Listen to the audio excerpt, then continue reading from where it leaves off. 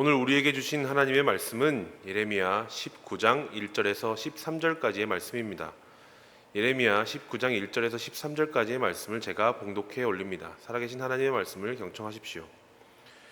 여호와께서 이와 같이 말씀하시되 가서 토기장의 옹기를 사고 백성들의 어른들과 제사장의 어른 몇 사람과 하시드 문 어기 곁에 있는 흰놈의 아들의 골짜기로 가서 거기에서 내가 네게 이른 말을 선포하여 말하기를 너희 유다 왕들과 예루살렘 주민아 여호와의 말씀을 들으라.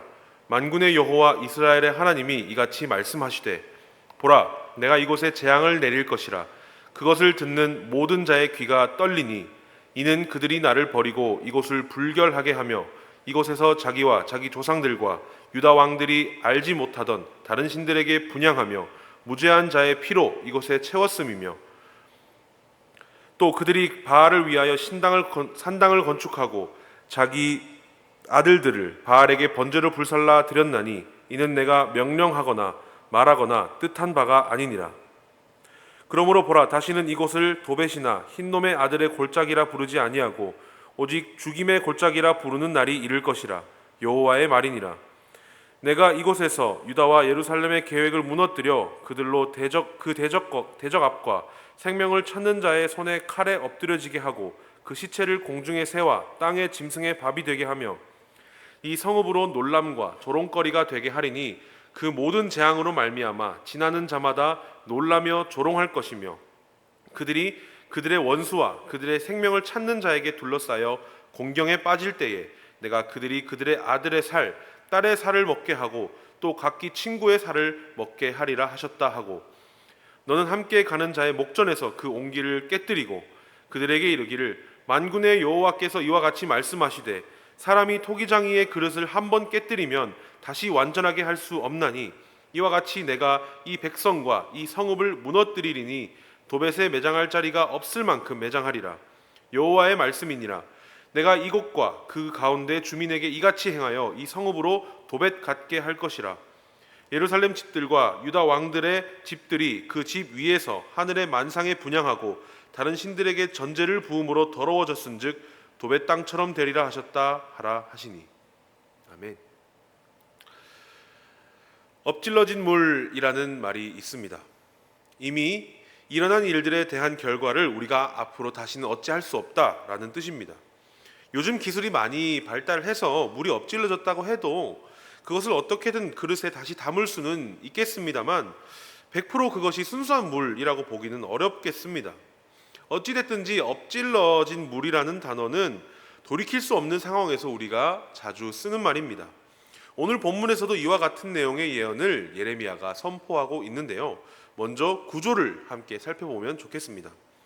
오늘 본문은 크게 세 부분으로 나눠볼 수 있는데 먼저 1절에서 2절은 여호와의 선포 명령으로 시작됩니다. 누구에게 어디서 무엇을 선포하라고 하나님께서 말씀하시는 부분이죠. 그리고 그에 대한 내용이 뒤따라 2절까지 나오게 됩니다. 그 다음에 3절에서 9절을 심판 선포와 그에 대한 이유에 대해 설명하고 있습니다. 그리고 그 결과가 어떻게 될 것이며 10절에서 13절까지에는 이를 상징하는 행동과 그 해석인 멸망에 대해서 선포를 하고 오늘 본문은 마치게 됩니다. 본문을 자세히 살펴보며 예레미야의 예언에 대해 한번 알아보도록 합시다. 1절에서 2절 말씀입니다. 여호와께서 이와 같이 말씀하시되 가서 토기장의 옹기를 사고 백성의 어른들과 제사장의 어른 몇 사람과 하시드 문 어기 곁에 있는 흰놈의 아들의 골짜기로 가서 거기에서 내가 내게 이른 말을 선포하여.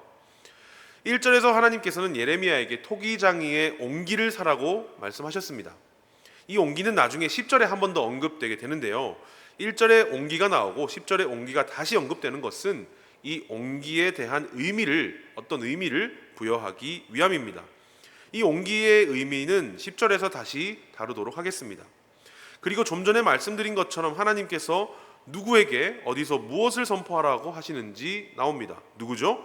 백성의 어른들과 제사장의 어른 몇 사람입니다. 어른이라는 단어가 쓰인 것은 그저 나이가 많은 사람을 뜻하는 것이 아니라 그 그룹의 리더를 의미합니다. 어떤 일에 대한 책임을 가지고 있는 사람들이라고 볼 수 있죠. 그리고 어디로 가라고 말씀하십니까? 흰놈의 아들의 골짜기로 가라고 하셨습니다. 그리고 역시나 무엇을 전하는지는 당연히도 하나님의 말씀이 되겠습니다. 이어서 3절에서 9절까지의 말씀입니다. 말하기를 너희 유다 왕들과 예루살렘 주민아 여호와의 말씀을 들으라. 만군의 여호와 이스라엘의 하나님이 이같이 말씀하시되 보라 내가 이곳에 재앙을 내릴 것이라. 그것을 듣는 모든 자의 귀가 떨리니 이는 그들이 나를 버리고 이곳을 불결하게 하며 이곳에서 자기와 자기 조상들과 유다 왕들이 알지 못하던 다른 신들에게 분향하며 무죄한 자의 피로 이곳에 채웠음이며 또 그들이 바알을 위하여 산당을 건축하고 자기 아들들을 바알에게 번제로 불살라 드렸나니 이는 내가 명령하거나 말하거나 뜻한 바가 아니니라. 그러므로 보라 다시는 이곳을 도벳이나 흰놈의 아들의 골짜기라 부르지 아니하고 오직 죽음의 골짜기라 부르는 날이 이를 것이라. 여호와의 말이니라. 내가 이곳에서 유다와 예루살렘의 계획을 무너뜨려 그들로 그 대적압과 생명을 찾는 자의 손에 칼에 엎드러지게 하고 그 시체를 공중의 새와 땅의 짐승의 밥이 되게 하며 이 성읍으로 놀람과 조롱거리가 되게 하리니 그 모든 재앙으로 말미암아 지나는 자마다 놀라며 조롱할 것이며 그들이 그들의 원수와 그들의 생명을 찾는 자에게 둘러싸여 공경에 빠질 때에 내가 그들의 아들의 살, 딸의 살을 먹게 하고 또 각기 친구의 살을 먹게 하리라 하셨다 하고 3절에서 하나님께서 전하시는 말씀은 무엇입니까? 바로 재앙이 시작되는 말씀입니다. 4절과 5절에는 이스라엘 백성들이 행한 잘못이 나열되게 됩니다. 하나님을 버리고 하나님의 땅을 불결하게 했으며 자신의 조상들이 모르는 신들을 가져와 분향했으며 곧 섬겼으며 무죄한 자의 피를 이 땅에 뿌렸고 바알 산당을 세우고 바알에게 자신의 자녀들을 불살라 제물로 드렸다고 합니다. 그리고 그것이 하나님의 뜻이 아님을 하나님께서는 분명하게 말씀하고 계십니다. 어떤 부모가 세상에 자신들의 자녀를 불살라 제물로 줄 수 있겠습니까? 마치 아브라함이 이삭을 제물로 바치려고 했던 결단과 믿음이 드러나는 구절이 생각나기도 합니다. 그러나 그러한 믿음과 섬김 또 희생이 잘못된 곳을 향하여 있음을 하나님께서는 지적하고 있는 것입니다. 6절부터 9절까지의 말씀은 이 심판에 대한 결과를 말씀하고 계십니다. 6절에서는 이 골짜기의 이름이 흰놈의 아들의 골짜기가 더 이상 아닌 죽임의 골짜기라고 명명하려고 하십니다.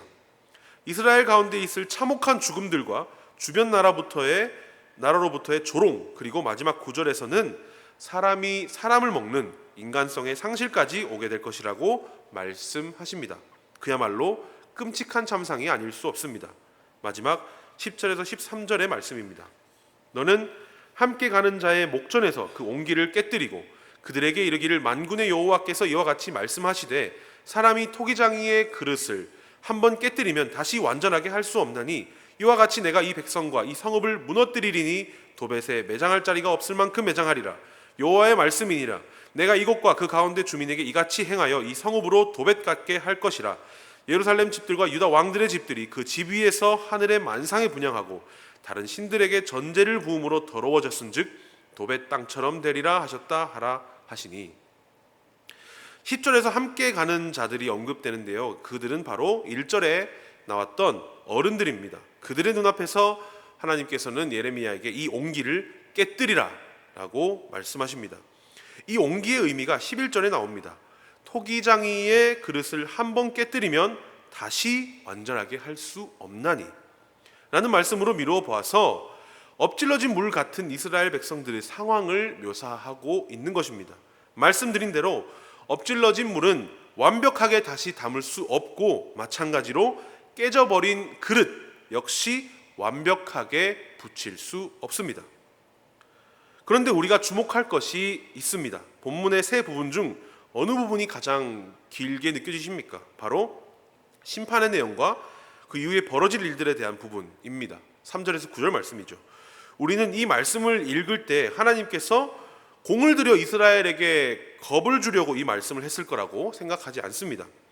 이 말씀을 듣고 이스라엘 백성이 절망에 빠져버려서 모든 것을 포기하고 심판을 받아들이라고 하신 말씀도 전혀 아닙니다. 왜 이렇게 경고의 말씀이 길고 자세할까요? 그 이유는 바로 이것이 하나님의 외침이기 때문입니다. 바로 돌아오라 라고 말씀하시는 하나님의 외침이죠. 너희들이 내 말을 듣지 않으면, 너희들이 짓고 있는 이 죄를 지금 당장 멈추지 않으면 이렇게 될 거다. 그러니 돌아오라 라는 말씀입니다. 하나님의 애타는 심정이 어쩌면 잔혹하고 잔인한 죽음의 모습으로 묘사되었지만 결국엔 자녀들이 자신의 품으로 돌아왔으면 좋겠다는 메시지가 들어있는 것이죠. 절망을 선포하며 희망 가운데로 돌아오라는 이 메시지가 말씀을 읽는 우리에게 크게 와닿지 않을 수 있습니다. 아이러니하게도 이 메시지를 뒷받침하는 논리는 엎질러진 물, 깨져버린 토기입니다. 말씀드렸다시피 엎질러진 물과 깨져버린 토기는 완전히 복구하는 것이 불가능합니다. 희망이 없고 그대로 버려져야 할 것들이라는 뜻이죠. 이 말은 반은 맞고 반은 틀렸습니다. 우리에게 불가능한 것이지 하나님께서 불가능한 것이 아닙니다. 엎질러진 물도 깨져버린 토기도 하나님께서는 완벽하게 만들어 쓰실 수 있으십니다. 우리 삶 가운데 혹시 절망과 슬픔이 있습니까? 죄 가운데 있을 때 회복할 수 없을 것 같은 죄책감이 우리를 짓누릅니까? 하나님께서는 엎질러진 물과 깨진 토기를 통해 우리에게 말씀하십니다. 나에게 돌아오면 너희는 산다. 부서지고 어지럽고 혼돈스러운 너의 삶을 이미 갈 때까지 가버려서 도저히 멀쩡한 사람으로 살아가기가 불가능한 것 같아 보여도 그 삶을 너희를 온전하게 나에게 가져온다면 내가 완벽하게 너희를 고쳐주겠다는 하나님의 말씀입니다. 이러한 심판의 메시지는 하나님께서 우리에게 하시는 경고이자 돌아오라는 애타는 심정의 외침입니다.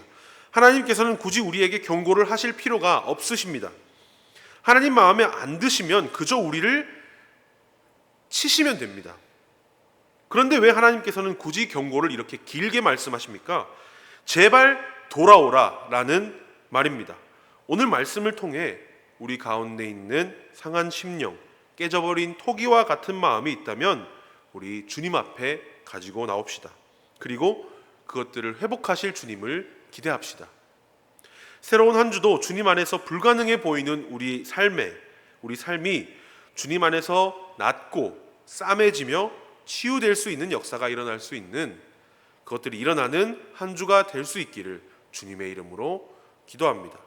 함께 기도하겠습니다.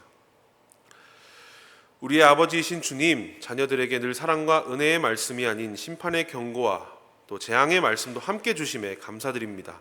하나님의 애타는 심정을 우리가 말씀을 통해 알아듣고 하나님께 어지럽고 혼란스러운 우리의 삶을 앞으로 가져오기를 원합니다.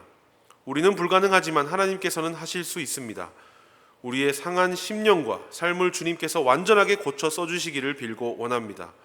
우리가 온전히 주님께 의지할 수 있도록 도와주시고 주님 안에서 살아갈 수 있도록 인도하여 주시옵소서. 감사드리며 예수님의 이름으로 기도드립니다. 아멘.